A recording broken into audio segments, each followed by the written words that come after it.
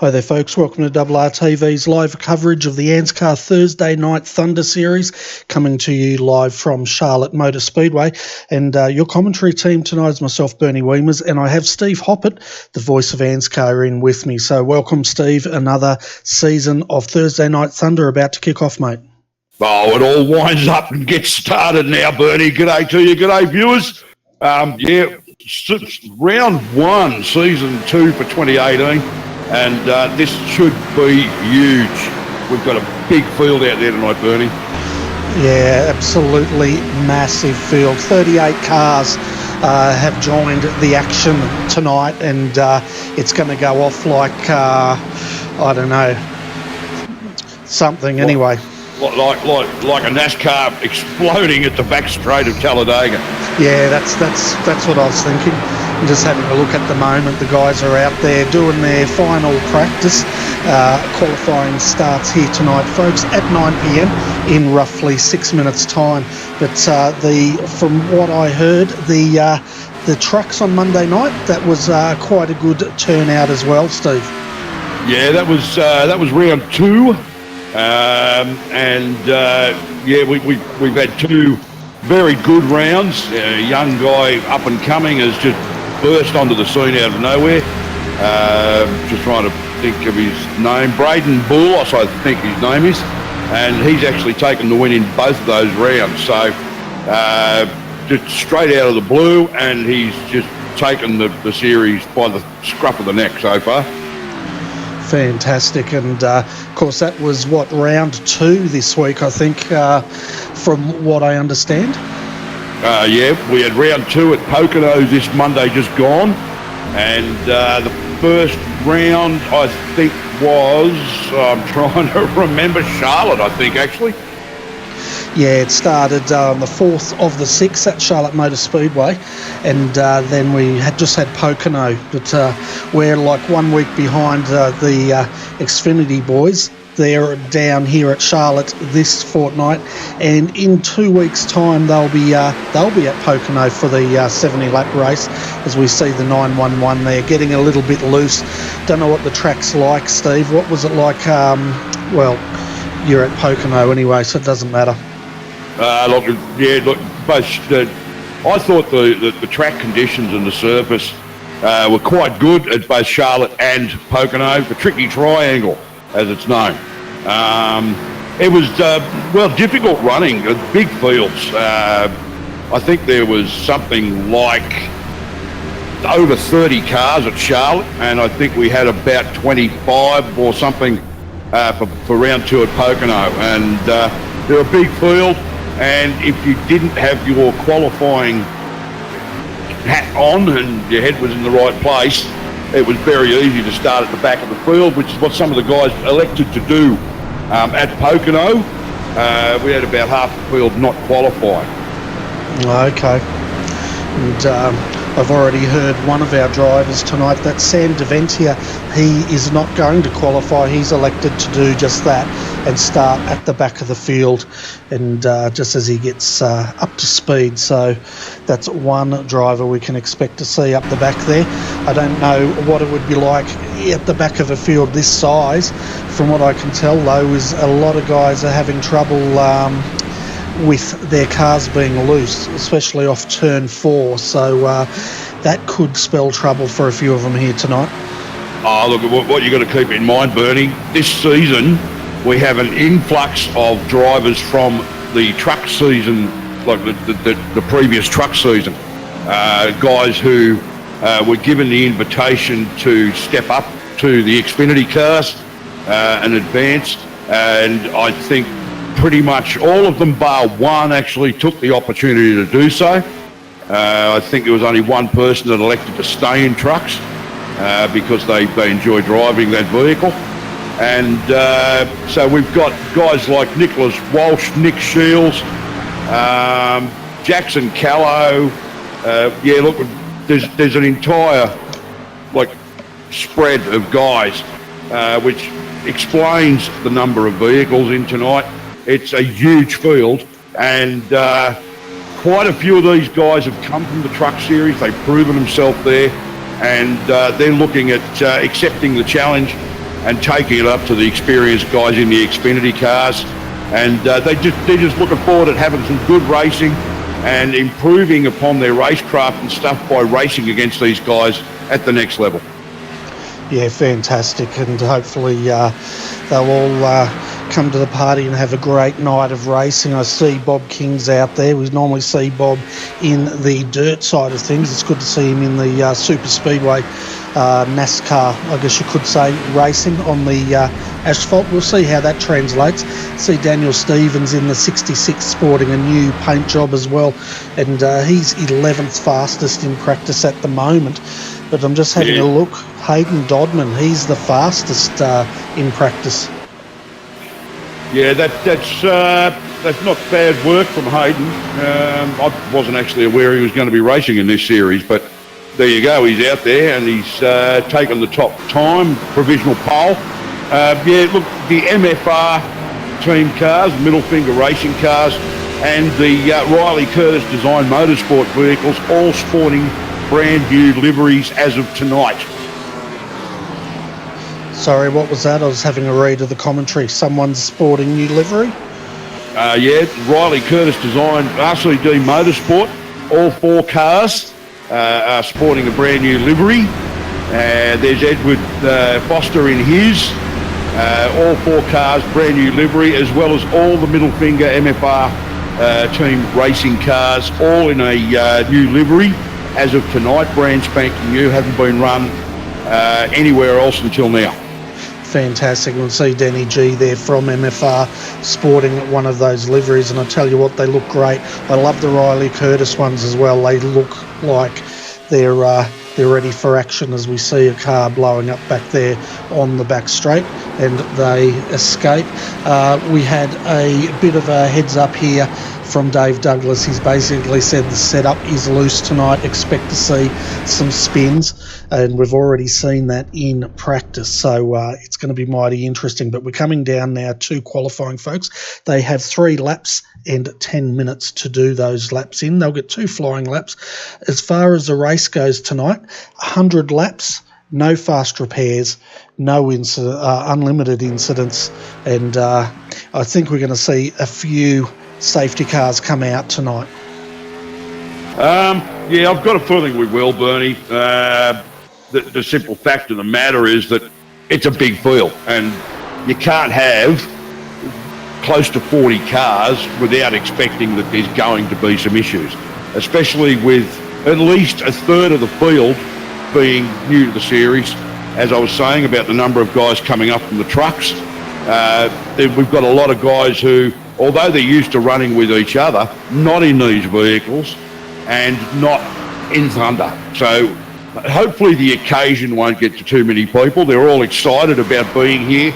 First round of a new series, and for those guys, first round in Thursday Night Thunder for ANZCAR. So hopefully the occasion won't get to them, and they'll just simply get the butterflies out of the way early, settle down, and just get on with doing some racing.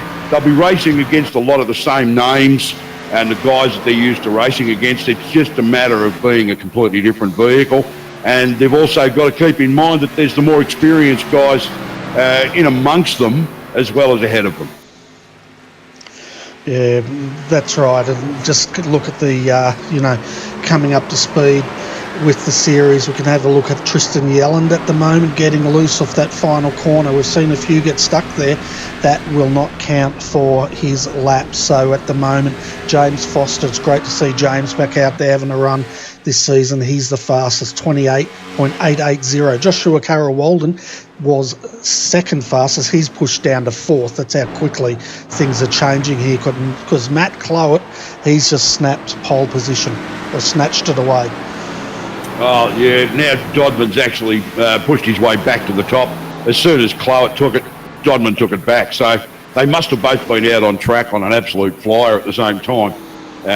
So that's put Hayden back up the top with a 28.810. Now he's back to second, and Matt Danson's actually up there with a 28.7. So this is going to chop and change for the next few minutes, and then we've got qualifying, and that really is going to tell the story, Bernie. Yeah, well, we're in qualifying now, so this is exactly how it's working out. With Matt Danson now the fastest so far. Hayden Dodman second, Matt Clough third, fourth Jason Martin, and fifth Ashley Lear. That's your top five. We've still got a number of drivers that have not come out yet. Remember, they've got 10 minutes, folks, and 2 flying laps. So we should see it even out soon, and then more cars will come out. So we're still waiting on quite a number of cars here. Jake Maloney, Nicholas Shields, Stephen Williams, Roger Clark, Bruce Smith, Dwayne Priest and Thomas Hinz have all not entered on the track at the moment. You can see Mirko Dortnack now. He's just coming down pit road, and he was 15th fastest. Yeah, obviously I wasn't actually looking at the session on the thing. I was too busy looking at the times and the cars on track and didn't notice we clicked over into qualifying. So there you go. So thanks for mentioning that, or I wouldn't have actually realised. That's all right. We're both pretty rusty. We've had a bit of a layoff, so it's going to take a bit to get up to speed. Surely by the end of 100 laps, we should be just half decent, hopefully. Here comes James Zeitz now as he comes across the line. 29.085, and that's only good for 18th fastest, so a bit of work to do there for James. Also got Josh Mickelmore now just coming out on the track in the number 2, and we'll see what he can do. But one thing of interest is Jason Martin 6th fastest at the moment. We normally see him up higher than that. This may come down to the setup that's being used. Now, I need to mention about this setup.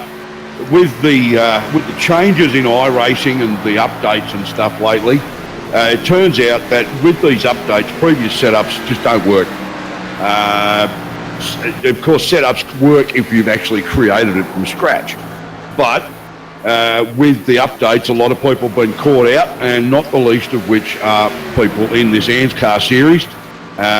Caught us out with the Cup Series, the monthly Cup Series as well. We were at Pocono last Saturday, and there was a fair bit of confusion about what to do with the setup because of the changes that iRacing have brought in.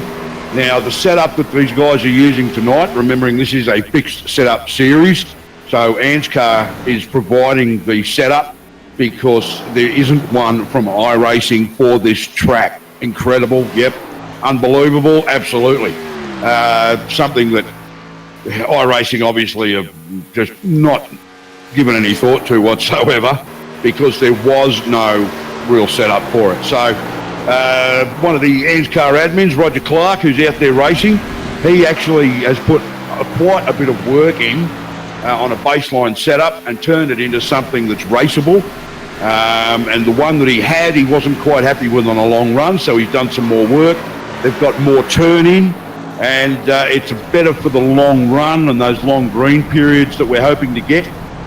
So, yeah, well done to Roger. Fantastic work to actually have that ready for the guys by the time the session started tonight. So, fantastic stuff from him. Yeah, absolutely fantastic. He's so committed to this series. Now, one of the viewers there, Riley DeVentia, said we need to mention the blue line that iRacing has brought in. I'm not really up on it, but do you know exactly what that blue line's all about? Okay. I'm not familiar with the way it's working at Charlotte, but at Pocono, there were a lot of issues after the update. Black flags, basically. At Pocono, you had to leave the pits and follow the apron all the way around to the back straight. There was just no two ways about it. And if your wheels even touched the yellow line on the way around, you're black flag. I was one of the first people into the server after the update, and I just could not figure out for the life of me why every single time I left the pits, I was black flag.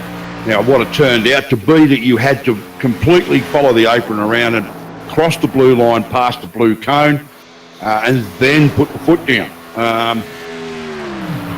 Pretty quickly, like within a day or so, I think it was the Friday, and we had the race on the Saturday, and on the Friday a patch was released by iRacing which rectified that, and it moved the blue line and the blue cone back further, almost to the pit exit itself. So that cured that problem. I don't know, because I haven't been involved with the on-track activities here to a great deal, so I'm not completely sure what the situation is with that. But I haven't seen any conversation about it here at Charlotte. The big issue was at Pocono, and it was resolved by race day. We all just had to get used to the way things needed to be done. So it's a blue line, and that's the merge line. Is that what you're saying? You've got to stay below on the apron until you hit the blue line, and then you can merge up onto the correct. track.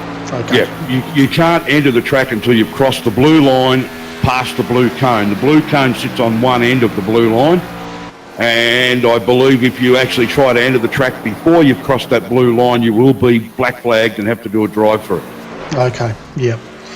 Well, that's not a bad actually, thing. I think it's a stop and go, actually, Bernie, pardon me. Okay, just saw Dwayne Priest there blow a motor there into the wall. Seen quite a few guys get loose out there. Sam Katakazinos in the 968. Great to see him back out having a run tonight, and he's now on his flying lap. We'll keep an eye on Sam. 35th he was slotted in or seeded. We also saw Bruce Smith. He's still out there having a run, but for whatever reason his first lap did not count, so he's come back in the pits and coming around to do another run. But here comes Sam Katakazinos. He did well in the trucks from what I heard, and we'll see how that translates into Xfinity as he comes across the line with the 28.930, 15th fastest for Sam. Yeah, I'm looking at a couple of the names around him too. Some of my sparring partners from the truck series last season. He's got Michelle Callow right above him on a 28.91. And I can see Aaron Dillon's. Good to see Aaron in the series. He's back in 19th on a 29.0. But, gee, it's awful tough at the top there. I mean, you look at the times that some of these guys are running. The first 10 are separated by a tenth of a second. Wow. Yeah, that's super competitive, and it's fantastic to see. There's a number of drivers, though, that are going to start at the back of the field without setting a time. We mentioned earlier Sam DeVentia was one. He opted not to qualify. Josh Micklemore also did not get a time in. Neither did Bruce Smith. So, but we'll take you through the full field now, folks, and you can see where your favourite driver will be starting once I can get a decent camera view. Where is our cameraman? There we go. So let's go through this grid. So as I said, you can see where your favourite driver will be starting tonight. So as we bring the grid up, Matt Danson, he'll start on the front row on the inside, pole position. Hayden Dodman will start on the outside of him. Moving back to the second row, we have Jake Maloney, and Riley Curtis will be his dancing partner at the start. Gavin Sadler will start out of row 3 in 5th. Out of 6th tonight will be Matt Clowett. As we go back to the 4th row, we have Jason Martin. He'll start out of 7th with Ashley Lear in 8th position. From the 5th row, James Foster starting out of 9th. He's got Norman Clark, the magician, starting next to him out of 10th. Looking back at the 6th row, we have Chris Purnell out of 11th, Sam Katakazinos out of 12th. So we move back to 13th, we have Danny G, and then James Golden Boy Robbie out of 14th. Michelle Callow, she'll start out of 15th, Bob King 16th, Edward Foster 17th, and Joshua Carroll Walden, he'll start out of 18th. Out of 19th tonight is Aaron Dillon. He's joined on the grid by Daniel Stevens in 20th. 21st is Mirko Dortnack. Lachlan Smith will start out at 22nd with Steve Williams in 23rd. James Zeitz, he will start in 24th tonight. Out of 25th is Thomas Hinds with Brett Hender starting next to him in 26th. Out of 27th will be Phil Otto and Todd Maxfield in 28th. Starting in 29th tonight is Mitchell McLeod and Tristan Yelland out of 30th. Out of 31st is Nicholas Shields. He's joined on the grid by Josh Micklemore out of 32nd. And now we're into the guys that did not set a time. Sam DeVentia will start out of 33rd. He's got Bruce Smith for company in 34th. And finally, looking further in the field, we have Dave Douglas out of 35th. Out of 36th tonight is Roger Clark. 37th, Dwayne Priest. And rounding out our field of 38 will be Nicholas Walsh. Yeah, what a field. You're right there, mate. You haven't run out of breath. You need some oxygen or something? Oh, mate, yeah, I've done my job. It's all up to you now, buddy. Oh, well, that's great. Yeah, okay. We want green flag racing, please, gentlemen. Just please, no caution periods or I might drift off to sleep here, I think. All right, this is going to be a big one. And we've got, what was it, Matt Jansen starting off pole, wasn't it? So that's a bit of a surprise. Hayden Dodman alongside him, Jake Maloney, Riley Curtis and Gavin Sandler with Matt Clowett. They take up the first 3 rows.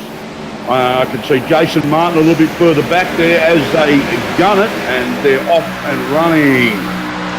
Yeah, so I can see the number 30. He's had a good run there. Number 11 right behind him. Then as we go back further in the field, we have the number 29. And we've already got a car in the apron down there, which looks like they've got a bit loose, but it looks like they've gathered it up and they're going back to the back of the pack, but at least we don't have a yellow at the moment. So looking at your top 5, we have Matt Danson leading with the number 11 Hayden Dodman, second, third, Jake Maloney, fourth, Riley Curtis, and rounding out your top 5 is Matt Clowett. But we can also see now Gavin Sadler, he's looking really racy this early on, and he's got Jason Martin right behind him. Yeah, Gavin Sadler's, yeah, he's certainly pushing hard there at the moment, but it's going to be interesting to see how many of these guys really just want to lead from the front. Jake Maloney sitting in third behind Hayden Dodman, so yeah, he's going to put the pressure on Hayden because Jake is an experienced campaigner at this level. So it's going to be interesting to see what he can do and how Hayden will actually handle that after stepping up from the trucks. Matt Danson's off to a fantastic start. That's our previous season winner in the trucks last season. Matt pretty much dominated most of that series and took the win easily with a couple of rounds to go. And he's got his campaign in Xfinity off to an absolute flying start from pole position. And Hayden Dodman following him through with Jake Maloney behind him. And then I think that's Riley Curtis in 4th place. Yeah, we're on board now with Jake Maloney. You can see him in action. I just love that shot of the dashboard. It looks absolutely brilliant under lights. But you can see Jake there now coming up on the 11. And they're getting mighty close between the 3 of them. It looks like Hayden, though, he's wanting the lead. But Matt is not going to give it up so soon. No, Matt Danson will fight. I mean, I've seen him... when he gets his toes dug into the sand, there's no budging him whatsoever. So he'll hold on to that spot. Hayden Dodman's going to find it very difficult to pass Matt Danson. Matt puts a little bit of a gap on him, but Hayden's got his hands full with Jake Maloney at the moment, who's got his eyes all over the back of that number 11 car that Hayden's in. And then behind Jake, of course, Riley Curtis. Behind Riley, we've got Matt Clowett, who's moved up and past Gavin Sandler. That pushes Gavin Sandler back to 6th. Then behind him, we've got Mr. Martin, Jason Martin, our series winner in the Xfinities and Thursday Night Thunder last season. He's actually sitting back in 7th position at the moment. So it'll be interesting to see what Jason does from there. And then we've got Ashley Lear, James Foster in 9th, and Danny G rounds out the top 10, Bernie. Yeah, so a good size, a good top 10, that's for sure. But there's a lot of action going on deeper in the field. We can see Norman Clark out here in 13th position, and he's got a nice space around him at the moment. Edward Foster right behind him. Edward's got his mirrors full of James Golden Boy Robbie, and then the train starts. We have Joshua Carroll-Walden in this train. So has Bob King in 17th. Sam Katakazinos has dropped down to 19th position, flashing in and out. We don't like seeing that, so hopefully we'll get that internet connection sorted. And Mirko Dortnack right behind him. So I tell you what, there's a big gravy train of cars at the moment lining up for the fans of Josh Mickelmore. Well, not been his night, 2 laps down. So he's had some sort of incident, had to pit that car, and he's going to be doing it the long way now. Dave Douglas also has retired from this race. That's sad to find out, Bernie. Bit of a shame to see Dave drop out this early. But as usual with this series, the Xfinity series is always just so chock-a-block with talent that it's easy to look down through the list and be surprised at some of the names further down. Daniel Stevens sitting in 20th at the moment, so obviously didn't have much of a qualifying session. James Zeit sitting in behind him in 21st, and Brett Hender in 22nd, and then Bruce Smith, who I'm very surprised to see back that far, in 23rd, battling with those guys at the moment. But up at the front, we've still got Matt Danson leading this one from Hayden Dodman, and then Jake Maloney in third. Then there's daylight back to Riley Curtis now.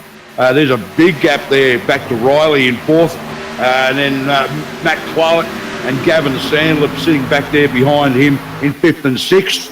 So, yeah, it's happening right through the field, and that's the exciting part about the Thursday night Thunder Series from ANZCAR. The level of talent in the field produces fantastic racing and battles right the way, and in this case, all the way through nearly 40 vehicles. As we see now, Jason Martin there making a move on Gavin Sadler, and he makes that move quite easily as Gavin's up on the high line there. He really did have to make that move because Ashley Lear was closing at a great rate of knots and putting the pressure on him. So we'll see now Jason Martin, he's moved up to sixth. Yeah, Bruce Smith, the reason why he was down there was he didn't get a qualifying lap in. First lap wasn't counted, didn't get a second lap in. So he's doing it the hard way. Sam DeVentia, we mentioned earlier, he elected not to qualify, and he's up to 29th now, 4 positions up, so doing a fantastic job in the number 97 tonight.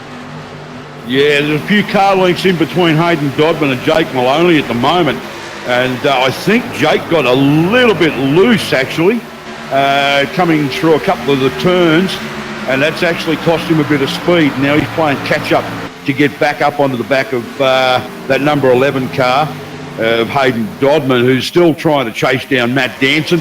He's closed the gap a little bit on Danson, but Danson seems to have the straight line speed. Considering these guys are all on the same setup, it's amazing how some of these guys have adapted to it more, and we are under caution, Bernie. We certainly are, and I'm going to have a look back at Mitch McLeod here. Big incident there with the 52. We'll actually jump back a bit further here, but to work this out, that looks like Thomas Hinz to me is involved in this one. And it does, yeah. Let's bring up the West End. Let's bring up the replay. Keep an eye on the number 40, folks. That is Mitch McLeod going on the inside of Hinz there. Bruce Smith just ahead of them as they come around. And how's this? Oh, yeah, Thomas went to make a move on the inside. He didn't see Mitch McLeod there. Both of them hard into the wall. And that's going to cost them big time. Of course, no fast repairs here, so their pit crew, they're going to have a big night if they can get those cars repaired. Yeah, they're going to be trying to get them back sorted out and back out on track, because there's going to be a bit of damage to those. As I expect the entire field will roll into pits down pit lane, because that's taken about 13 to 14 laps to happen. We're up on lap 15 at the moment. Everybody's going to want fuel and tyres, Bernie. Yeah, they definitely will. The cars that are in trouble from that incident, as we said, Thomas Hinz, Mirko Dortnack must have been involved in some incident out there as well, and as Mitch McLeod, but we can see them now. They'll get all these cars sorted, and we'll see who wins the race off pit road here. Yeah, there's a few cars have stayed out. I don't know whether that's a wise gamble, unless they're going to try and come in on the second lap around while the pits are still open. But if they're gambling on there being another pace car soon, I don't think it's a smart move. I would have come in and taken care of it along with the majority of the field and gotten it out of the way. It's really not worth taking the gamble on it. The tyres are 15 laps old, 16 laps old now. The fuel load will be lighter. Yeah, I don't know. We'll wait and see. They may slip in now after the rest of the packs actually had their pit stops done and dusted. So we'll see if anybody comes in now. There's a couple coming in now. So yeah, that's what I thought. But yeah, it would have been a bit silly to stay out and wait for another pace car period, because we may go another 15 laps. And if that's the case, and you're on 30 lap old tyres, everybody else is on 15 lap old tyres. I mean, it's going to just hurt you more than help you. So. Yeah, the only one that really stayed out there was Nicholas Shields. He's come in to take tyres. The other one, and it's great to see, is Tristo out here having a run tonight, and it's fantastic to see Tristo having a run in the number one. He opted not to take tyres. He's sitting in 28th position. But I tell you what, some one pit crew earned their money for sure, and that was the number 11, Hayden Dodman's crew.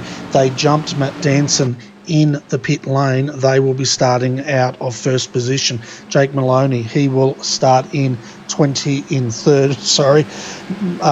Matthew Clowett, fourth. Fifth, Riley Curtis. Jason Martin, Mr. Consistency tonight, in sixth position, with Ashley Lee behind him in seventh. Danny G, he's going to start out of eighth. Out of ninth is Gavin Sadler, and Michelle Callow. She's moved up 5 positions and will be starting out of 10th.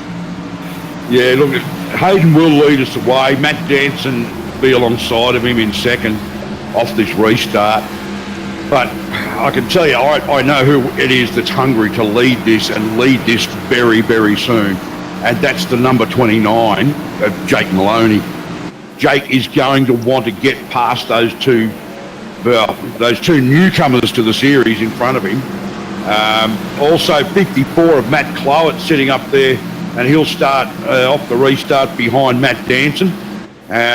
He's also going to want to get up there. Matt has been showing some fantastic pace of late. Both he and his teammate really were on, I don't know what they were running, but their setups in the cup race at Pocono on Saturday, they had a couple of absolute jets underneath them.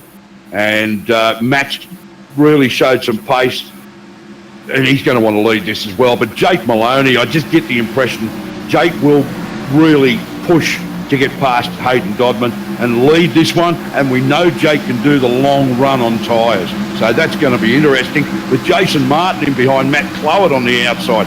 So, yeah, we've got some guys there that really know their stuff, and this restart's going to be one to really keep an eye on, Bernie, as the pace car pulls into the pit. Yeah, waiting for them now. The 11 puts his foot down. 30, that's Danson on the outside. But as you said, here comes Maloney, takes the low line here. He should jump up to second position, but he's boxed in by the 11th. No, he doesn't. He gets that second position. Riley Curtis, keep an eye on him as well. He's fending here by Matt Clowett. Ashley Lee's in there, and both of those guys have got past Jason Martin. I think Jason's playing the smart game here. He doesn't want to get too much involved in any shenanigans on the restarts, but now he's starting to make a move back. Well, Riley Curtis, yeah, up behind Jake Maloney. He's managed to take the spot away from Matt Clowett in the 54 car. So, yeah, Riley's absolutely on fire here tonight. He qualified towards the front of the field in the first 3 rows, and ever since the start, he's been towards the pointy end, sitting in fourth and looking for a way past Jake Maloney.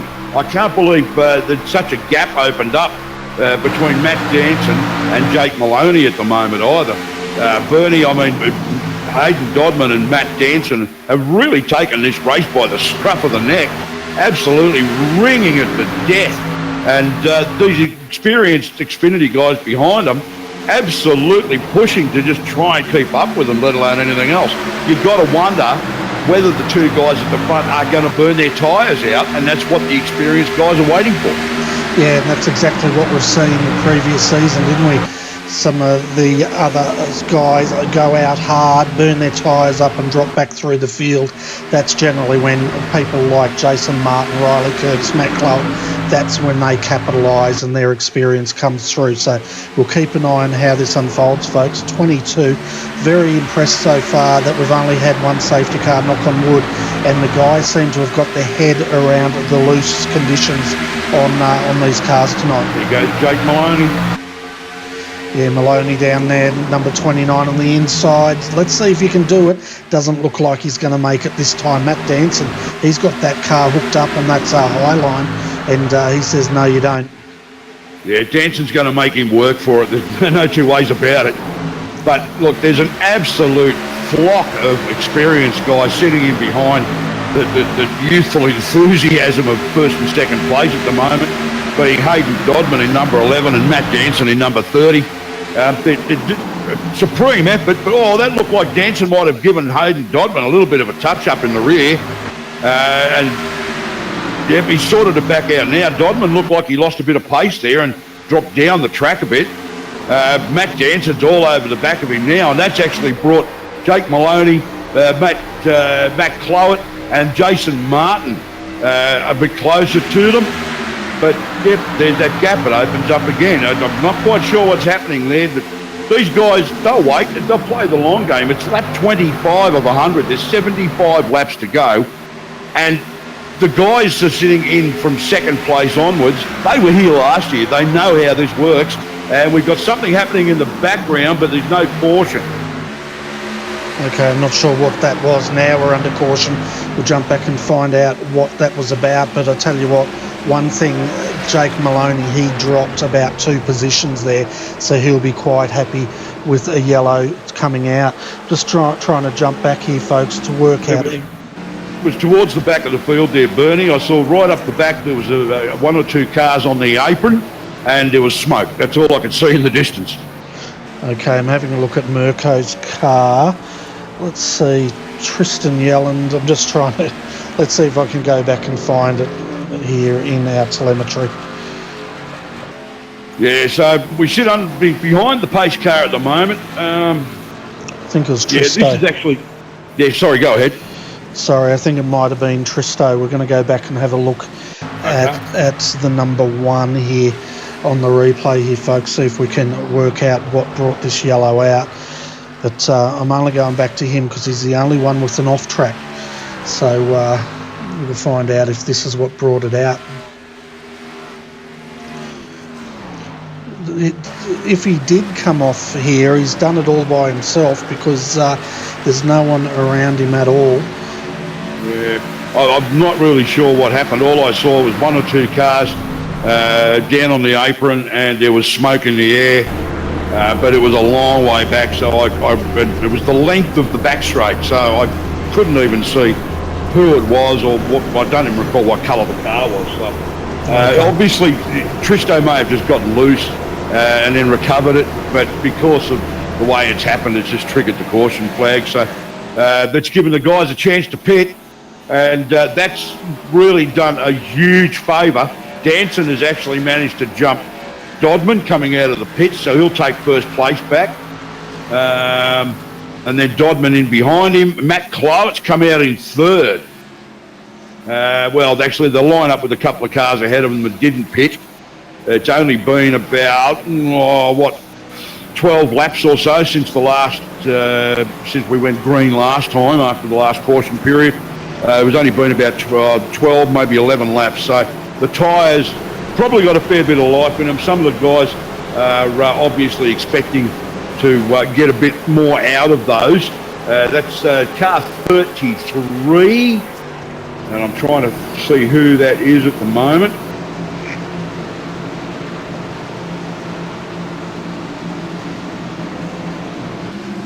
While you're doing that, I'm just restarting our... Sorry, it's Bruce Smith, actually. Okay. Yeah, 33 is Bruce Smith. And just ahead of him, I think that's Thomas Hinz. And Nick Shields is in there too. Okay, one of the losers in the pits was the number 29, Jake Maloney. He went in about 5th position's come out in 7th. He's got Michelle Callow for company right behind him in 8th position. So that's freed up Matt Clowett, Jason Martin, Ashley Lear and Riley Curtis. So I tell you what, Matt's probably glad he's starting out of the top position, because the amount of pressure that could go on that 11 could be extreme. Well, we've got Brett Hender is down the lap at the moment, with Mirko down 3 laps and Mitch McLeod down 6 laps. Dave Douglas is obviously gone. He's 26 laps down. It'd be interesting to see. That should change a few things now with them crossing the line, because it's still got some of those guys from the rear of the field, and it's sorted itself out now, yeah. So we've got Matt Danson and Hayden Dodman back up the front. Then we've got Jason Martin and Matt Clowett sitting on the next row. And that looks like, who's that, Mitchell McLeod? Ashley Lear, sorry. Ashley Lear and Riley Curtis. So Riley's still at the pointy end of the field. He's still in those front 3 or 4 rows. And so he's had a good race so far. He's had a good 29 laps.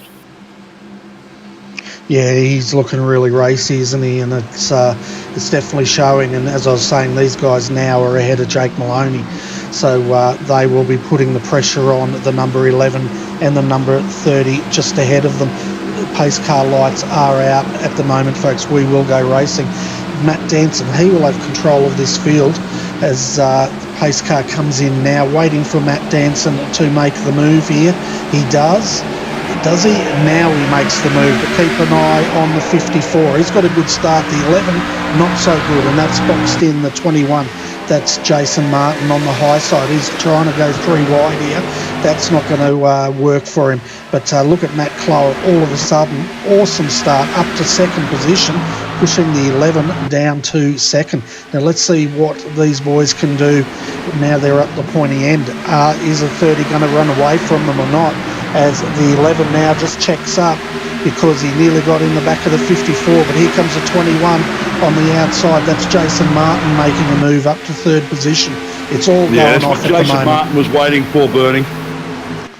A little bit of a mistake there from Dodman, and washed a bit of speed off, and that gave Jason Martin the chance to move up onto the back of Matt Clowett. And as far as he's concerned now, everybody from 4th place back can just argue amongst themselves. That's right, and that's the thing about Jason, isn't it? He waits. He's patient. He waits when he can make that move, and then he does it. But I tell you what, the 11, that is Hayden Dodman. He's coming back on the inside of him, and he's bringing Ashley Lear with him. Yeah, the talking boys starting to team up again. They tend to like to run together because they can get a good team formation going. They took one of the truck races, 1, 2, 3, back right at the end of last season. So that was Dodman, followed by, I think, Ashley, followed by Mitch McLeod in that instance. And all 3 of them are in this, and 2 of them are running together again, Bernie. So anything can happen here. Yeah, it certainly can, and we're seeing now Jake Maloney is just trying to position that Toyota of his on the inside of the 10, Ashley Lear, and he'll make that move. He may make it, but I tell you what, at the moment, Matt Danson, well, he's getting that bit of a gap on these guys, and he's starting to streak away once again. But yeah, sorry. Yeah, I was going to say, yeah, look, Danson's just having an incredible run tonight. His first race, he did a race last season and opted to move back to the trucks and defend and hold on to the title there and finish that season out. So this is pretty much really his first competitive run in the Xfinity Series, Thursday Night Thunder for ANZCAR. And he's just not letting go of this one at all. It's going to be interesting to see if he can keep it up for another 65 laps though, Bernie. Well, if there's enough yellows for him to throw tyres on, I think he can. The only thing I can see happening is if we get a really long run and he burns those tyres up, he's going to be a sitting duck. I think a long green run will be his worst enemy because he's got a gaggle of guys behind him Jason Martin, Jake Maloney, we know are both excellent at the long run and conserving tyres. So if we get a long green run from this point, then that's going to hurt Danson, because he's got at least 2, maybe even 3 guys behind him that know exactly what they're doing, running 60 laps on a set of tyres. Exactly right, and that's exactly what you said. A long green run is not what he wants, and that's when it's going to benefit the guys behind him. I'll tell you what, Sam Deventia at the moment, he's up 18 positions, 15th at the moment, having a great run. He's tucked in there behind Danny Stevens, and Daniel is working on the back of Chris Purnell. So, Sam's having a good run tonight. Yeah, it's nice to see a couple of the other faces in there. We've got Michelle or Jackson Callow sitting in 9th position at the moment. He's come through from the Truck Series. This is his first Xfinity race, and Danny G in 10th, James Foster 11th. We've got some. It's good to see these guys up there. James hasn't really come from the Truck Series, but he's been away for a while, and it's great to see him in there and competitive in 11th place with such a long way to go. And that is the thing with these experienced guys, that they know they ran these cars at these tracks last year, and they know what it takes. The only difference is the setup is a little bit new, and it's a bit of an unknown quantity. So it's going to be interesting to see how these guys can run with this setup over a long period, because I'm hoping that we do get some long green periods of racing with a lot of close bumper to bumper and door handle to door handle stuff, Bernie. Yeah, definitely. That's what we want to see. And at the moment, the guys are doing a great job out there, considering the size of the field and how many new guys are into this series. I think they're all doing quite a remarkable job. And Josh Micklemore at the moment, the number 2, he is in 23rd, and it looks like he's got his laps back. So he's back on the lead lap, so good work by him. But it's all Matt Danson at the moment. Look at that gap.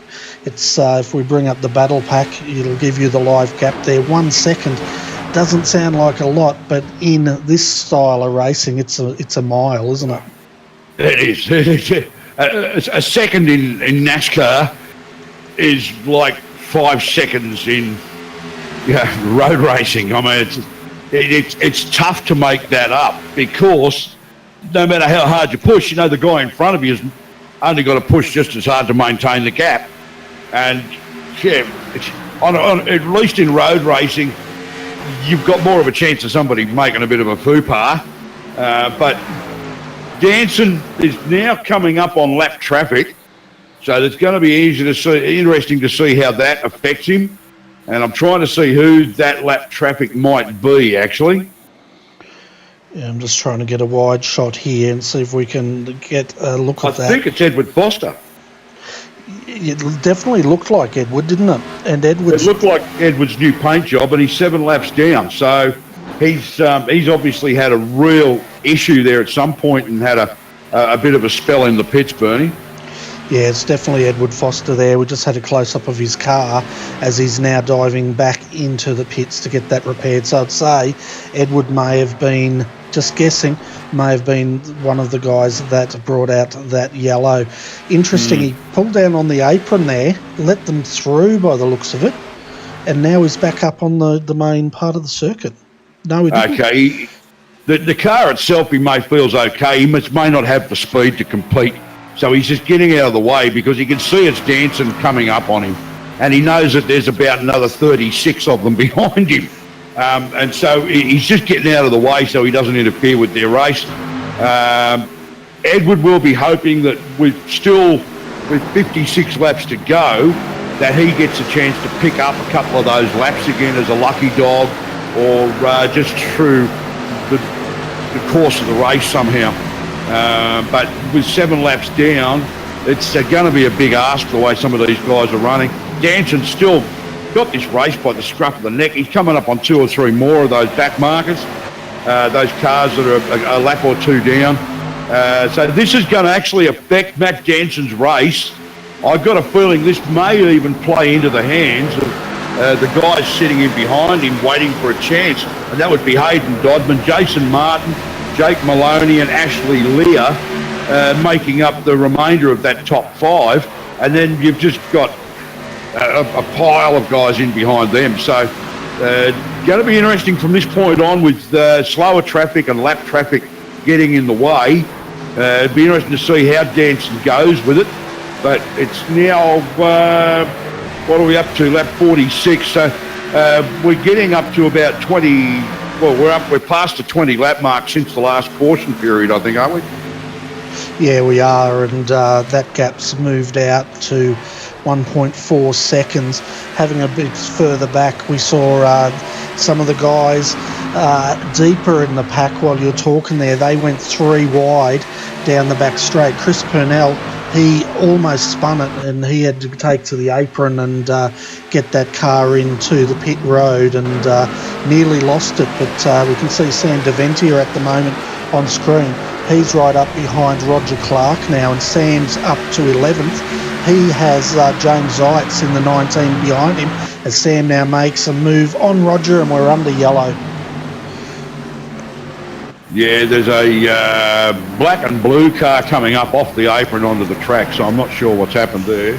We've got the 98, that is Stephen Williams, stopped as well on the main straight in the wall there, so we'll jump back and have a look at that if I can get control of this flipping mouse of mine.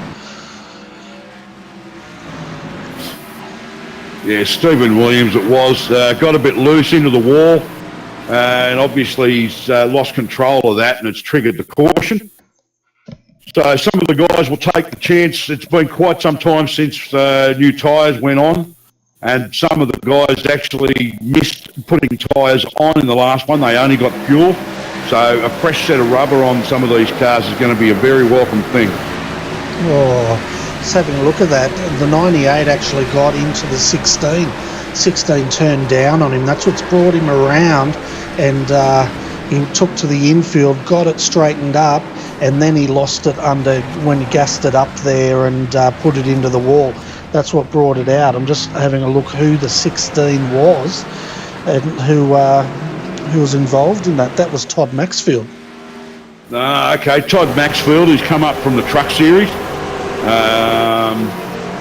finding his way through at the moment, but not doing too bad a job, but obviously just had a bit of a moment there and coming together with Stephen Williams.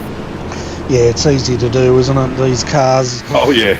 Yeah, we're having a look now on the pit lane camera here. Keep an eye on the 30 and the 11. Is the 11 Hayden Dodman? No, he's not going to jump him. No, Jansen will hold the lead. I'll tell you what, Jake Maloney slow off the mark once again. Jason Martin got a jump there up to, looks like 3rd position. So yep. he's slowly making his way up, isn't he?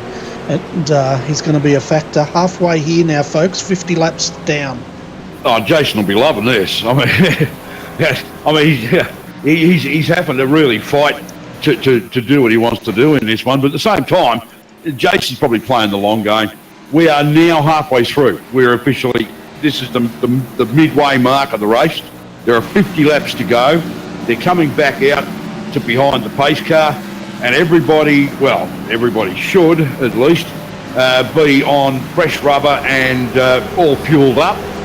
So that's going to make things interesting for at least another 20-25 laps. Considering that the incidents that we have had, of which there've only, I believe there's been that's the 3rd or 4th one? I think that's our 3rd. 3rd? They've been fairly minor. Really, there's no massive incidents like taking out half the field or a 3rd of the field or anything like that. The worst one I think was limited to 2, maybe 3 cars, and that was it. So yeah, that's pretty good in a field this size. We had 38 starters or something, so got to be happy with that. And for some reason. Who's it got there? I think that's Edward actually in 2nd place, yeah. And I'm not sure who that car is in front of him, but they are out of sync with the rest of the field. So they'll be waiting for the call to actually move past the pace car. At least one of them will be anyway. Yeah, I'd expect both of them to get a wave by, wouldn't they? That's a number 40. I think it's probably Mitch McLeod, who's 5 laps down, and Edward is now 6 laps down. He was 7, so he's pulled a lap back somewhere.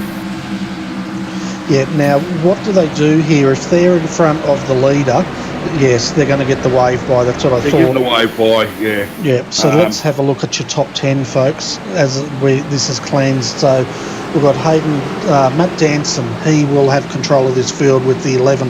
That's Hayden Dodman starting next to him. Keep an eye on the 21, Jason Martin. He'll start in third on the inside. He's got Ashley Lear on the outside of him in 4th position. 5th will be Jake Maloney. Bob King comes out of 6th. Danny G 7th. Matt Clowett 8th. Sam Deventia, he's the biggest mover of the race tonight, in 9th. And James Foster, he will start out of 10th. Yeah, so there's some good stuff there, but right behind James Foster is Josh Micklemore. He's slowly getting there. Yeah, well, he was 2 laps down. So he's really played a really strong game here. And he's back on the lead lap in 11th. He's got his race face on, so let's keep an eye on him and see if he moves up through the field. And good to see Phil Otto up there as well in 12th place alongside Josh Micklemore as the pace car pulls in, and Danson will lead them away. Hayden Dodman drops in behind Danson, but Danson just puts a bit of a gap there, about 2 or 3 car lengths, while Dodman has to contend with Jason Martin on the inside. And I think Jason might take that spot away from him and slip up into 2nd place. But Dodman's going to fight him for it. And behind him, of course, is Ashley Lear and then Jake Maloney burning. Yeah, and I'll tell you what, that 11, it's holding him off there in the middle line there. And once they get up to speed, he's holding his own, and that is Hayden Dodman doing a fantastic job against these guys. Matt Danson's just really on the ball tonight. His restarts have been just great stuff. I mean, he's been getting away and putting a gap and then just holding it. Yeah, we're under caution once again, and hopefully the guys can get back into a rhythm here, because it could end up... Sneeze. Yeah. Oh, did they what? They did more than sneeze, mate. I think they a few drivers did something else there. Have a look at the back straight here. It's a mess. Commentator's curse, mate. I was just saying we didn't have a big one. We just did then. Let's go back to this replay. Let's try and unpack it, because we had about 8 cars involved in this. And I've got the number 9. I have a feeling it's happened ahead of these guys, and it's become a bit of a carnage fest. We'll just have a look up ahead here. Yeah, it started up the top there. Joshua Carroll Walden, I think 19, sorry. We'll jump up and have a look at that. But once that's occurred... James Zeist involved in it? Yeah, Josh Micklemore, Bob King, James Zeitz. We've got the 16, the 93 involved. Todd Maxfield. Oh, my goodness. We've got... That's Riley Curtis in the 93 car too. That's sad to see. Gavin Sadler as well. He's into it. And thought he was going to get around. Who's that on the high line? And just James Robbie. Yeah, he's involved. So big accident here. Who's in the 51 car, Bernie? The 51. Because he's just had the nose punched in well and truly on that. Yeah, that was Bob King. That's Bob King. Okay, yeah, I just couldn't quite see who the 51 was. He's got some massive damage on that. Black smoke pouring out of that car. Yeah, he's toast. We're going to jump back up to Bob, because he was at the start of this and he was battling it out with Josh Micklemore. And who's he got? He's got Matt Clowett on the outside. They've come together. Bob's got loose into the wall big time, and that's what started it. Yeah, that's what's done the real damage to Bob's car as well. Yeah, and we'll just keep an eye on this, and you can see right in the wall. Yeah, massive incident there for Bob, and he was lucky he didn't end up on his roof, but that's going to be the end of his night, I'd say. Yeah, no, that's not good for him. There's a lot of damage to that car. And looking at the smoke, I'm guessing he's got some real engine problems. So I'd say that car will be in the pits for quite a while, and the team may pull him out of it. Yeah, I'd suspect that the team may push that car behind the wall, as we're going to see quite a few, I'd say, end up out of this race. Well, I've actually had the team try and get me out of the car a couple of times when there's going to be extensive repairs needed, and I signed the cheques, so I stayed in the car. But yeah, that's going to hurt Bob, and I don't know whether he's going to really be in the mood to sit around in the pits for 35 minutes with only 43 laps to go. I've got a feeling that car may be going on the back of the truck. Yeah, and the other one is that was involved in that was Micklemore. He's in the pits trying to get that car repaired.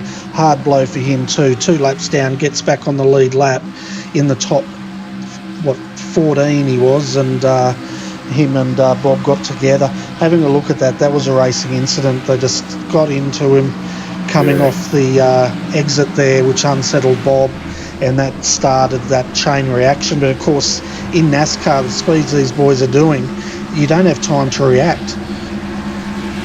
Well, that's it. I mean, everything's happening so fast. You know, I mean, it's like the same thing happens in, you know, certain levels of road racing. But everything just happens so quick. Sometimes you just don't get a chance to really, you know, you can see it happening and unfolding in front of you, and you just don't react. It's just that simple. Yeah, right out on the pace car, Bernie. So this time around, I think we're going to go green.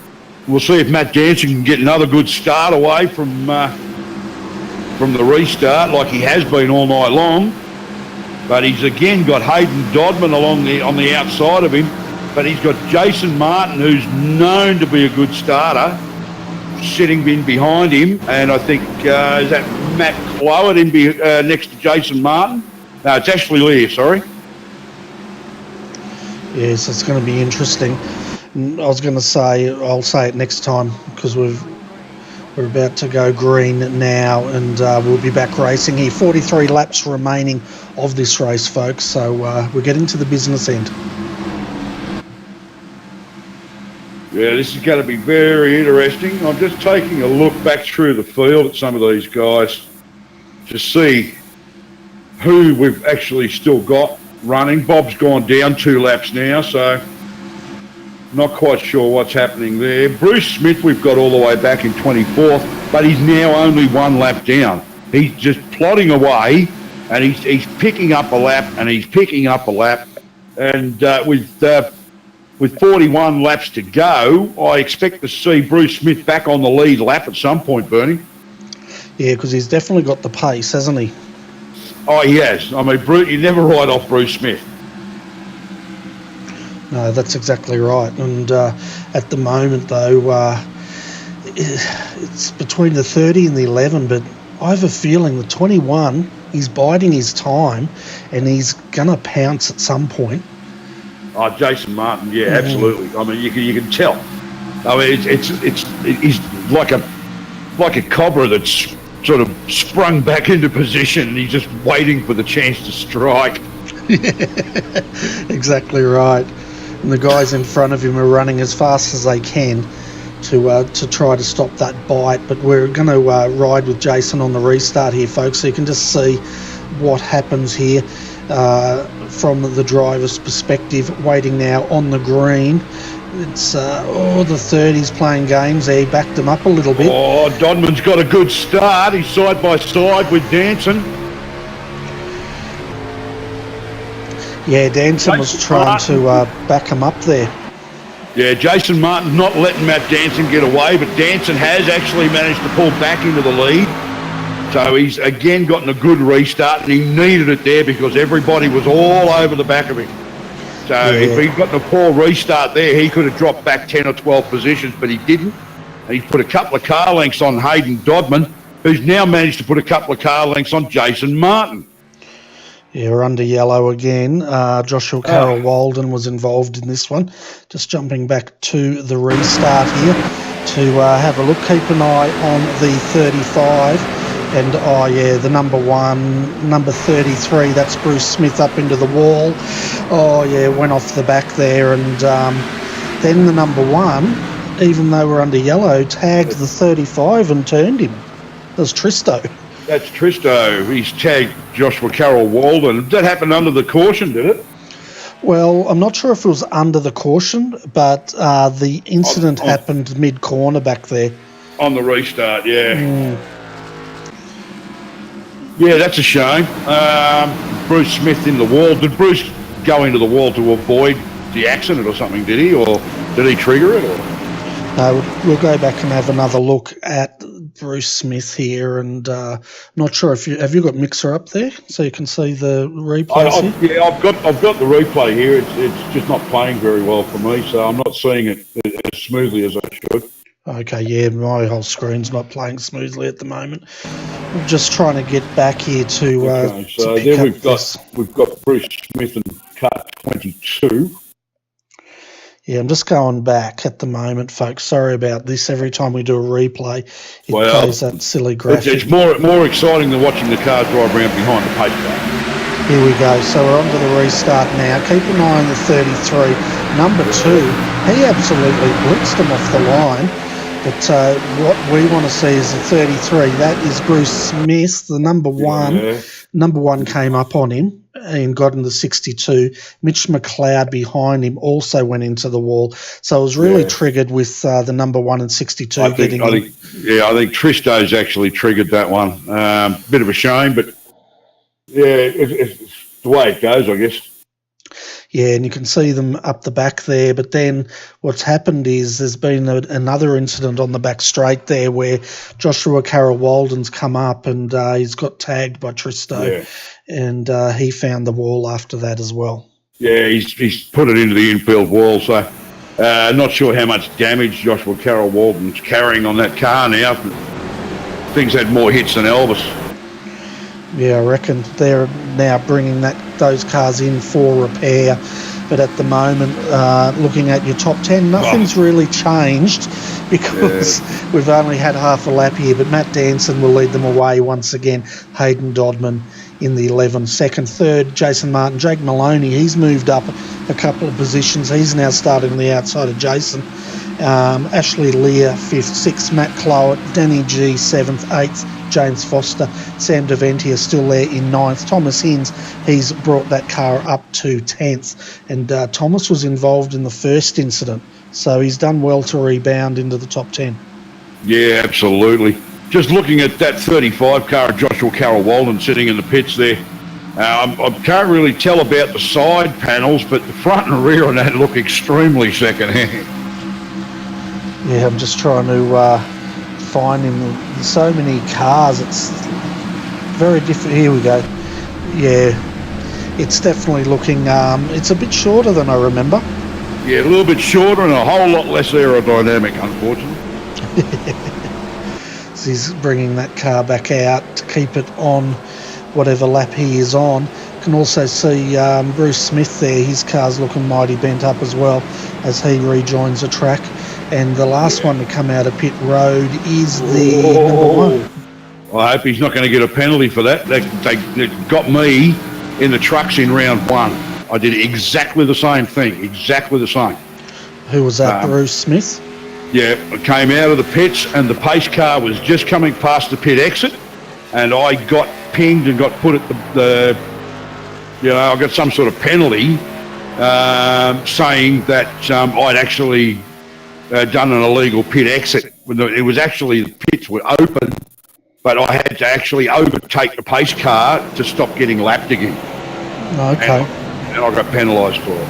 So it would be interesting to see if Bruce gets any penalty out of that. But what we've got is Matt Danson starting off the front row, and he'll actually lead them away with Hayden Dodman next to him on the outside. We've got Jason Martin behind Matt Danson and Jake Maloney behind Hayden Dodman.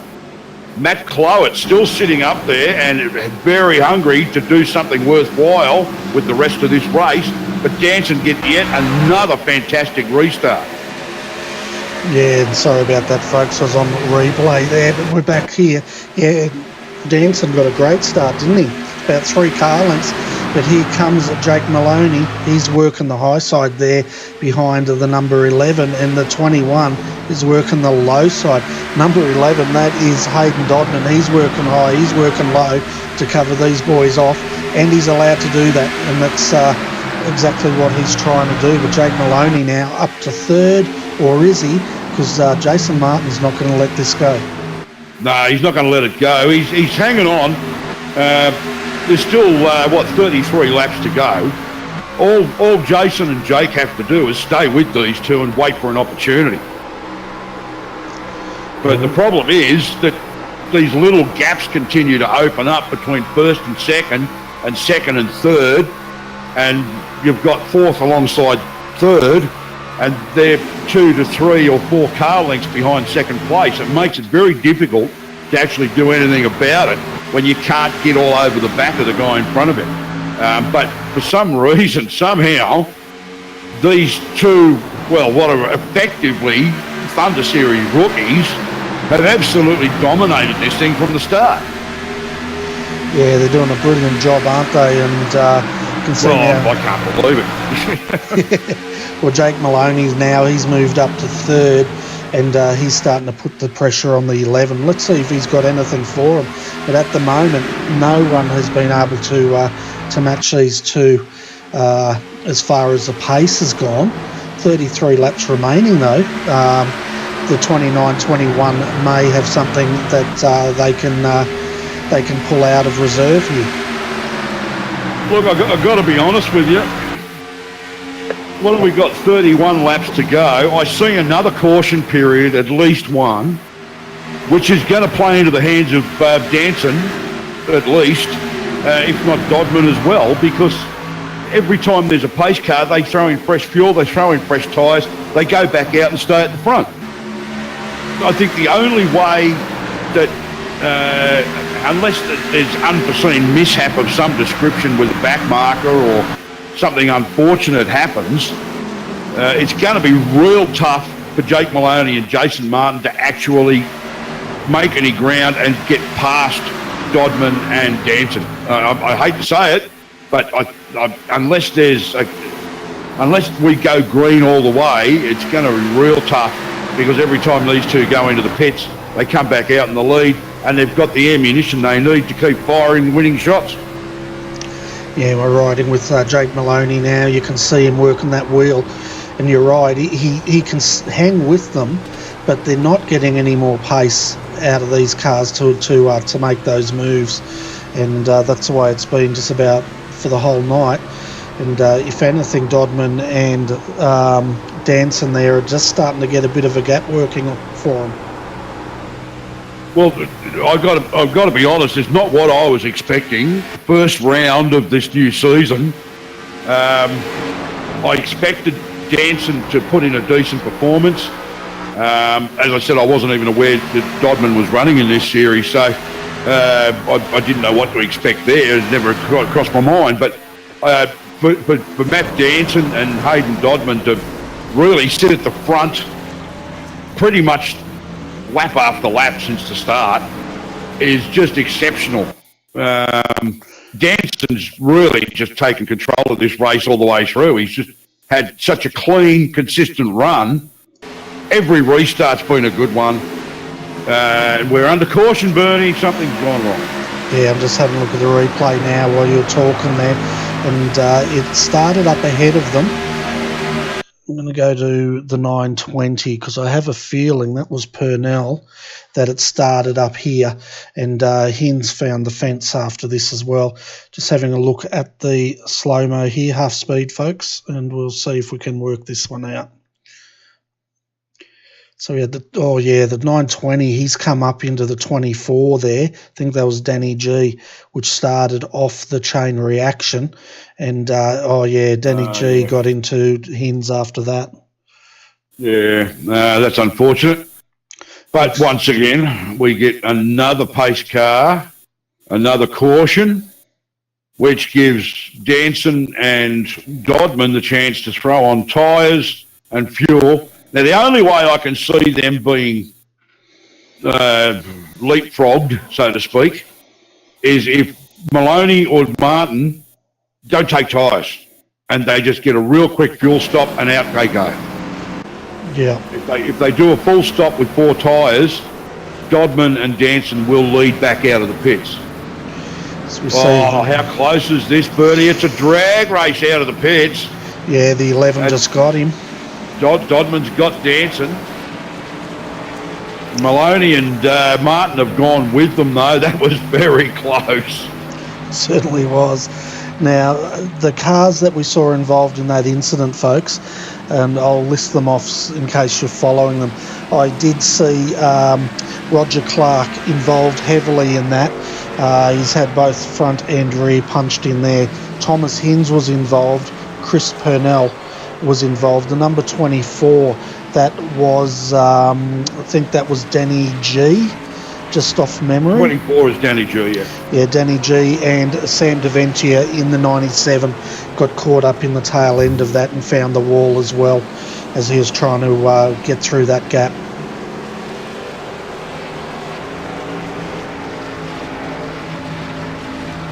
So we get another restart with Dodman leading away this time. He'll take control of this on the green with Matt Danson on the outside, Jake Maloney on the inside and Jason Martin on the outside. So we've basically got the first 2 rows are completely reversed from what they have been.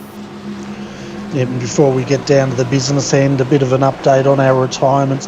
Looks like the 33, Bruce Smith, has pushed that car behind the wall. We've lost James Zeitz in the 19.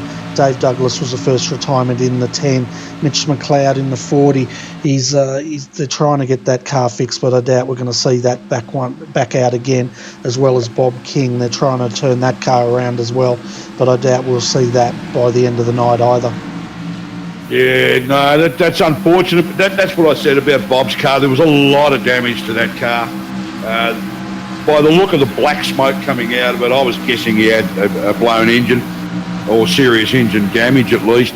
And I having been there myself, I know that's about a 35-minute job with no quick repair. So I had a feeling that car was going to go back on the transporter. Yeah. And Roger Clark, we can see his car on pit road as well, and it doesn't look like they're doing a lot of work on that car. And bit hard to tell because we can't see the pit crew. Well, anything with serious damage at this point is pretty much done because we've got 24 laps to go, and if you've got any real serious body damage or engine damage, it's going to take a whole lot more than 20 minutes to fix it. Yeah, definitely.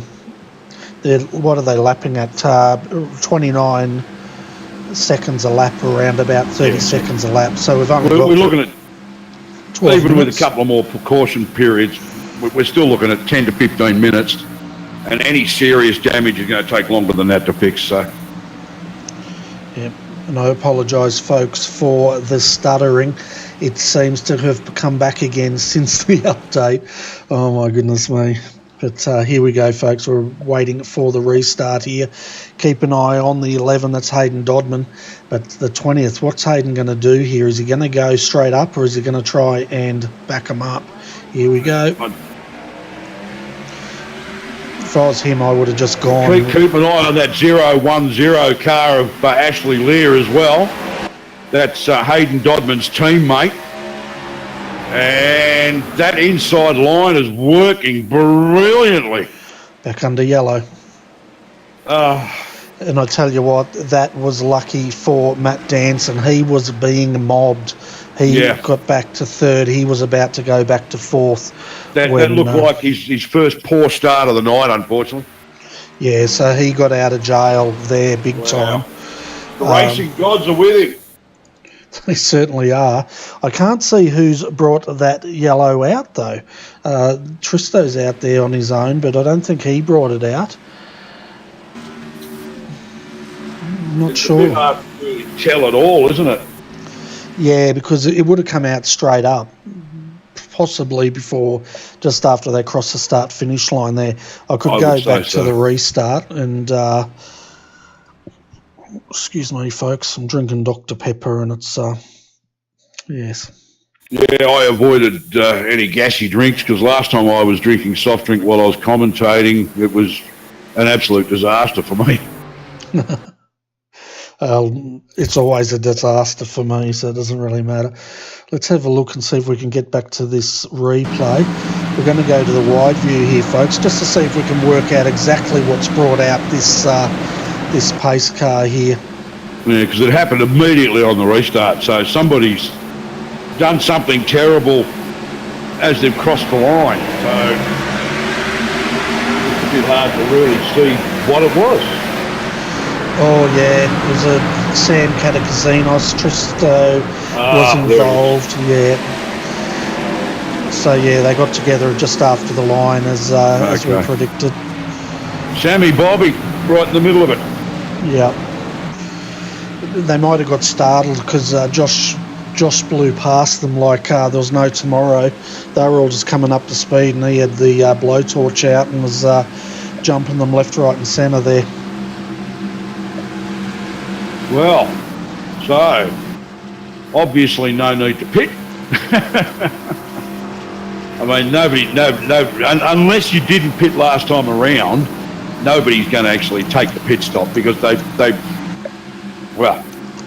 had like a lap under the pace car on those tyres with that fuel. So everybody pretty much, I think, I know the front runners have stayed out. This restart's going to be pretty interesting. We've got Jake Maloney up in second because Matt Danson seemed to get a poor restart that time. As you said, Bernie, he was starting to get mobbed a bit, so that really was a case of saved by the bell. But Dodman will lead them away. Jake Maloney will be on his outside, and he's been threatening to get past Dodman all night long. Then we're going to have Matt Danson, followed by, I think that's Ash Lear, and then Jason Martin, and I think Matt Clowett in behind him. Yep, then James Foster out of 7th, Stephen Williams 8th, Phil Otto 9th, James Golden Boy Robbie out of 10th position. I think this is the first time we've actually seen Jake Maloney restarting on the front row. Is this the highest he's been all night in second? Yeah, because pretty much every other one has been Dodman and Danson. Yeah, there's been a lockout, hasn't it? So we'll see. The first time that Danson's been actually pushed back a spot on the restart. Tell you what, the two of them side by side all night long. So, and I tell you what, if that incident hadn't happened, Lear and Martin was about to pounce too, because for whatever reason, Matt Danson was caught napping on that restart. Yeah, and I got a feeling that Matt Clowett would have been ready to take advantage of that as well. James Foster got himself up into this fantastic position right at the correct end of the race, the good part of the race, with 19 laps to go. We've got James Foster up into 7th place, coming up to a restart. Now, Danson's not going to be able to necessarily get the restart that he's been getting all night because he's actually got a couple of cars in front of him. Yeah, and it's really great to see James having a good run. He was out for last season, but it's like he never left, isn't it? He's straight back on the pace, straight up the front, and having a great run.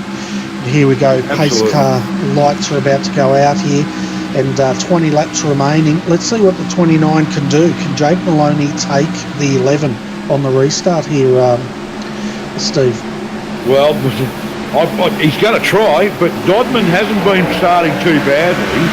I think his restarts have been made to look a little bit pale by the fact that he's been restarting alongside Danson, who's been getting great starts all night. But that's not too bad, but they do move away as a bit of a pack. Dodman's got Danson all over the back of him. Jason Martin there. Jake Maloney side by side with him. And Ash Lear on the outside, who's now dropping back. He's lost a little bit of pace there somehow. Under yellow again. Yeah, once again, I did see one of the cars go down low. That was Phil Otto onto the apron, but then it's all gone off around him, and he's just come into the pits. Let's go and have a look at this replay, folks.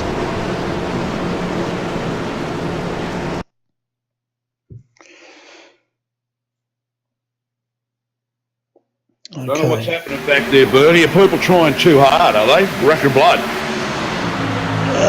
Let's have a look at this replay. It all happened around Phil, but Phil's gone on to the apron, and then around him, it all went to pot, just in front of him. Have a look at this. We've got all these cars crashing.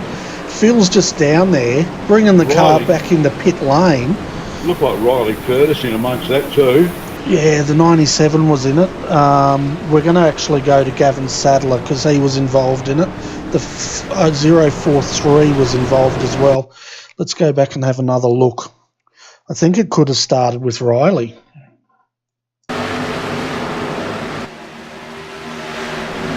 Let's jump up to Riley because he was involved in this. So he's racing Deventia. He's got the 66. That's Daniel Stevens. Stevens got just into the side of Deventia, but that didn't bring it out. Let's go to a wide view. Well, Otto's already down on the apron at that point. Yeah, it happened. It happened 71. Sorry, folks, we're going to go back one more time. So that's Gavin Sadler. Yeah, I'm going to the wide view here because I think it happened with Sadler and Deventia.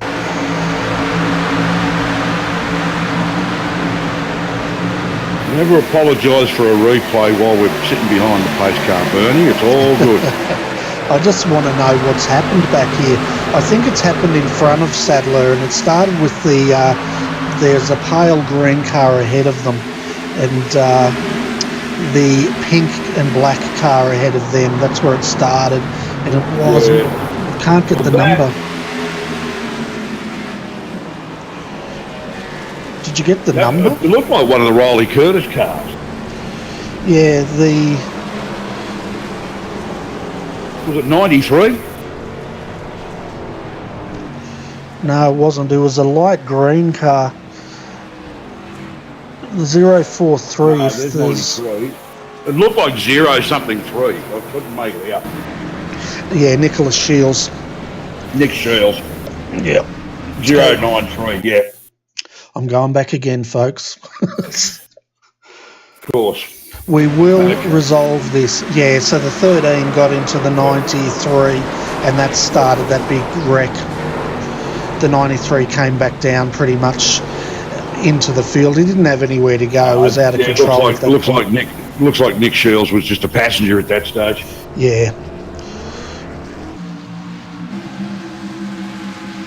Oh, well. Can we please get through this last 15 laps, gentlemen? That would be lovely. Yeah, that's it. We're doing so well, weren't we? And we're getting so many yellows now. We're getting a caution period about every lap and a half now. People need to settle down a little bit. Well, you know what it is. They know both of us need to go and get our beauty sleep, so they're just trying to keep us all up. But that's all right. They keep going. There'll be no interviews. Yeah, you think I'm joking? No, you're not, because I spoke to you before the broadcast. I know exactly it'll be you thinking. doing your thing with covering the finishing positions, and they can all get nicked. Yeah, that's right. We'll lock the door, tell them no interviews. We'll give a shout out to Bailey Hall. He's enjoying the broadcast. Also, Rhino's Race Room. Good shout out to them. They've tuned in as well, which is fantastic to see. I want to give a shout out to somebody who actually would have really enjoyed that last comment of mine about people getting nicked, and that is car number 17, Mr. Norman Clark, who also likes to say that about people during a race. He likes to say a lot more than that, from what I've heard. When he gets wound up, Norman's can be quite entertaining and down to earth and to the point, believe me. Sounds like you and him cast from the same mould. Yeah, what I say behind the wheel, you don't want to hear, though. No. Here we go, restart. This time, Jake Maloney, he gets the lead. First time, because he must have jumped the guys in pit road. So Maloney has taken the lead, Bernie. That's what I'm saying. and Dodman second, third, Danson. They're now going to start getting a bit of a gap here over Ashley Lear. Jason Martin hasn't really had much of a chance to lead this race tonight. No, not really. He keeps threatening, but he just hasn't been able to get into a position to do anything about it. But Jake Maloney has got Dodman and Danson all over him, and then Jason Martin behind them with 12 laps to go. Yeah, and we can see now the 11 starting to work the low line here as Maloney just cuts across him. He's got to watch out for Danson, but look how close he is, right up on the rear bumper there, and using as much as he can that aero. He could also be trying to take a bit of air off the front of that car to get him a bit loose, possibly. Look who's in third. Ash Lear's still there. He's still lingering and pushing. Look who's in third. Yep. Mr. Martin's past Matt Danson. Right at the pointy end of this race, right when it matters the most, Jason Martin has gotten himself onto the podium, and all he's got to do is hold it. Now, Hayden Dodman will be wondering what to do with himself. He's got Jake Maloney in front and Jason Martin behind. Danson's trying to challenge Jason Martin. This is going to be very interesting. Yeah, well, this is when I think all of a sudden... Dodman's going to move up on, take a position away from Jake Maloney. Sorry, Bernie, to cut you off, but yeah, he's done it. He's actually nosed himself ahead. Jake Maloney's been forced to the outside. Matt Danson's now challenged Jason Martin. Martin's stuck on the outside, and Danson's actually managed to take third position back. Yeah, these Thunder rookies are really kicking some buddy tonight. Yeah, they definitely are. But, as I was about to say before you jumped in there, the guys now have go time, but Jason Martin there got a bit loose. He's dropping like a stone. I think he actually had a bit of a touch with Matt Danson side by side.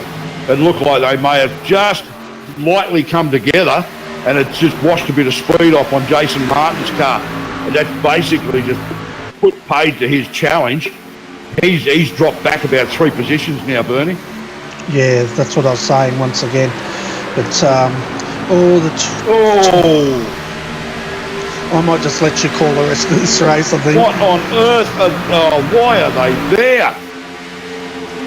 Yeah, sitting in the middle of the track there. They're going to cause an accident. Sitting right smack in the middle.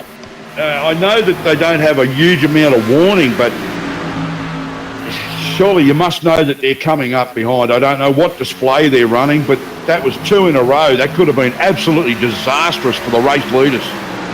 Yeah, well, it was a close call, but now Hayden Dodman, Matt Danson, they're leading. Jake Maloney's faded.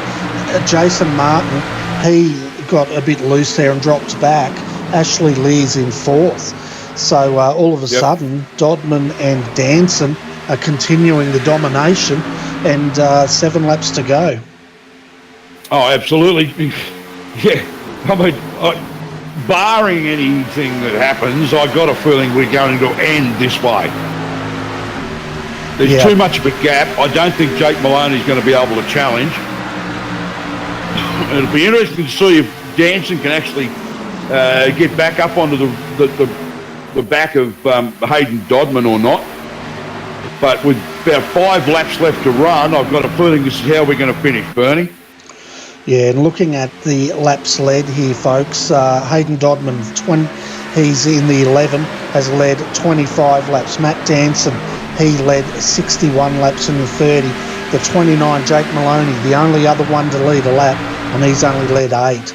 That shows how dominant these 2 rookies have been tonight. And I tell you what, they are letting the field know that they've arrived and they're meaning business. Oh, look, I'm guessing that these 2 have actually put a lot of work in preparation for this race, the first Xfinity Thunder race. But it shows. I mean, they've absolutely dominated the 2 of them. As you said, Matt Danson's led 61 laps. And all but 1 restart was absolute copybook stuff. So, yeah, but there's a bit of a gap opening up now. If I was dancing with 2 to 3 laps to go, I wouldn't be too worried about it. Don't do anything crazy. Take second spot. That's what's on offer. He's got a good, healthy gap back to Jake Maloney. I don't think there's anything he's going to do about Hayden Dodman. Dodman's taken advantage of the situation when he could, and he's going to lead this one across the line. He'd be very, very unlucky for anything to happen that's going to change that result, I'm afraid. Yeah, well, if there's an incident behind him, we're going to finish under yellow. The only thing that's going to put a stopper to him at the moment is if he gets involved with any back markers here, as we see the 22 once again trying to keep out of their way, well off the speed at the moment, down to 2 laps. At least he's a bit further to the outside than he was last time around. Yeah, and the 46 is now getting out of the way. 2 laps remaining here, folks. Looks like the 11 is going to take this win. It's got a nice big gap and fresh air, probably the most air he's had all night. That's actually Nicholas Walsh, who I've always enjoyed racing against, but he put himself in a pretty poor position there a couple of laps ago. So, but yeah, probably frightened the living crap out of poor Nick when he saw them come up on him, I guess. So, yeah, I might have said, well, it might have been a bit harsh on him, but I call it as I see it, Bernie. Yeah, that car's well down on pace. He's, but I tell you what, Ashley Lee now, last lap here, Ashley Lee's decided he wants third. He's on the low line here as they come through the final turn 3 and 4. It's going to be close between these two. We'll jump back up to the leader as we come across the start-finish line for the final time. The win's going to go to Hayden Dodman in the 11. Second was...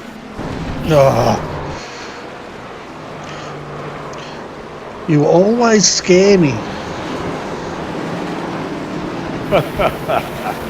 I have that effect on people, Bernie. Let's go back and have a look at this replay.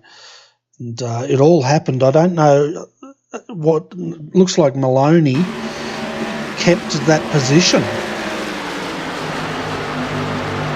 Yeah, I'd need to see it again because he managed to actually clip the rear quarter on Ashley's car. Yeah, but if he was in front of Lear, I'm trying to figure out how. He must have lifted his foot before Ashley Lear did as they crossed the line. Yeah, I'm just having a look at the replay here. Oh, they got into each other. No, Lear got it.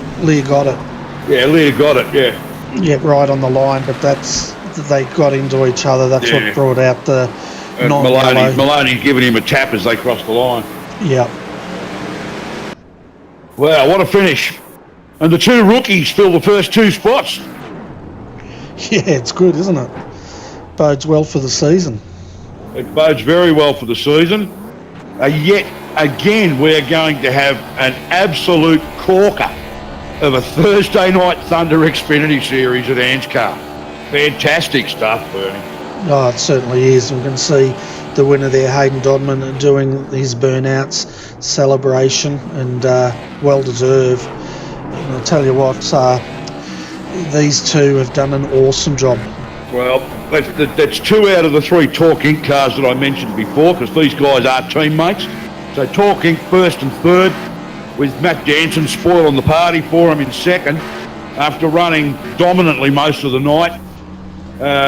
Look, full credit to Matt Jansen for his restarts, leading so much of the race, to still come home second, with just a little bit of bad luck there at one point that forced him back a few spots, and he spent the remainder of the race fighting back to get back up to second, and just couldn't actually catch up with Hayden Dodman. So, but look, this is a great way to start the series.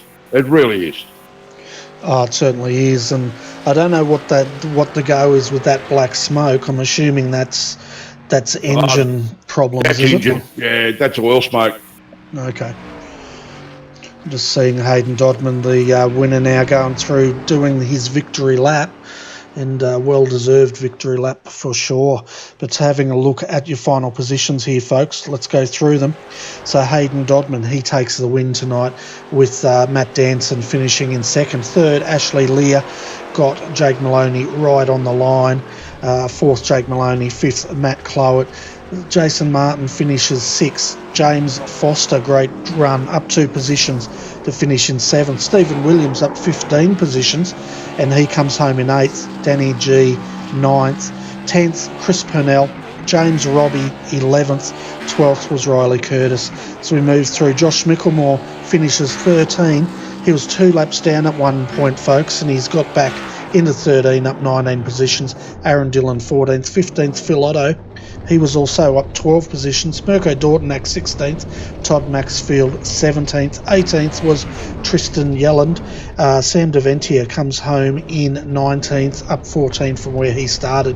Joshua Carroll Walden took 20th. Edward Foster, 21st. Nicholas Walsh, 22nd. Dwayne Priest comes home 23rd. 24th was Daniel Stevens. As we move further down, Jackson Callow comes home in 25th, Norman Clark 26th. 27th tonight, Brett Hender, followed by Lachlan Smith. Going down to 29th was Nicholas Shields, and Gavin Sadler comes home in 30th. Sam Katakazinos 31st, Thomas Hines 32nd, Roger Clark 33rd, Bruce Smith 34th, 35th went to Mitch McLeod, 36th Bob King, 37th James Zeitz, and rounding out your field of 38 was Dave Douglas. So massive race. That's a massive field, yeah. So fantastic stuff. Well, I can tell you what, Bernie, there's nobody in the green room. You're thinking, let's get out of here, aren't you? I'm thinking we talk about what's coming up in the next few days, then we get the hell out of here and go and get some beauty sleep.